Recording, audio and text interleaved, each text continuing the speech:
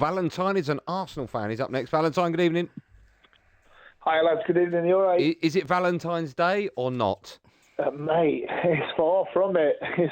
It's like Groundhog Day more like, because here we go again, isn't it? It's like every season the same, and I've got to agree with everything Jay said. You say, I mean, I've been saying this to pretty much all my mates, who some of them are Arsenal fans, some of them aren't, about Ozil. Is, like you said, is an absolute tart. He's a waste of space.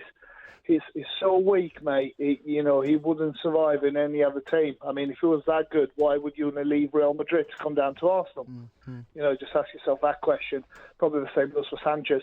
But I can't fault Sanchez's work rate, and I feel sorry for him to be in our team at the minute, surrounded by a bunch of mediocre players, by a mediocre manager, surrounded by a bunch of mediocre fans.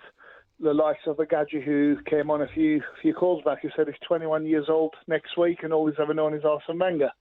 So what does that say? I've got news for you, mate. We've existed before Arsene Wenger. We won trophies before Arsene Wenger.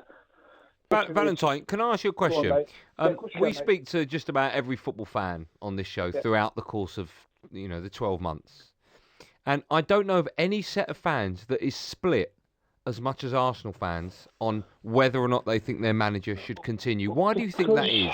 Well, because you're right. Because it's very simple, mate. Unfortunately, I used to be a season ticket holder till last year, where I sent it back with a letter addressed to Arsene Wenger, and I said thanks, but no thanks, in not such a nice words, but i.e., until you spend some money, I'm going to refuse to pay for my season ticket. I live in Nottingham. For me to go down to Arsenal, apart from a season ticket, it's the best part of £200-300 for every single home game. So it's not cheap.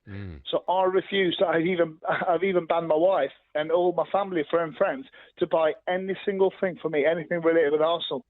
I refuse to pay a penny to that football club who take us for mugs year in, year out.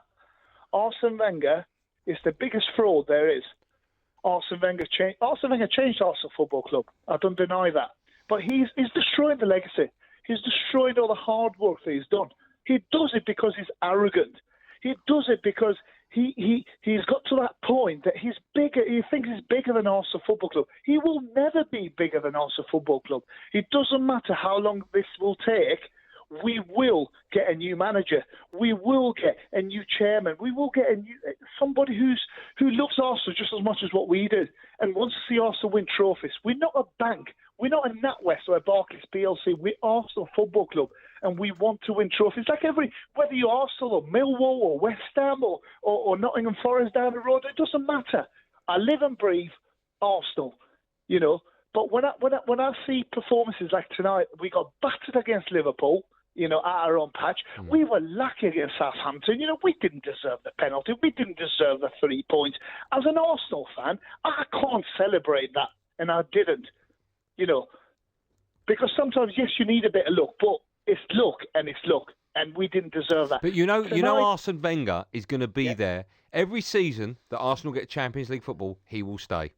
Of course he will, mate. Because the guys who employ him they are just as much mercenaries as he is. All they care about is the money. They don't care about them poor Arsenal fans today who've gone. They spend their hard-earned money. Who go to work every day. And it's sort of their pressure release valve on a weekend to watch Arsenal.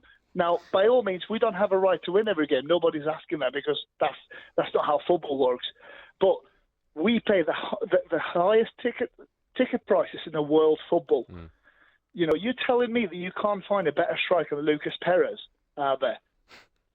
Because fair enough that the season before, obviously when we bought Czech, we couldn't find anybody because obviously there was nobody available.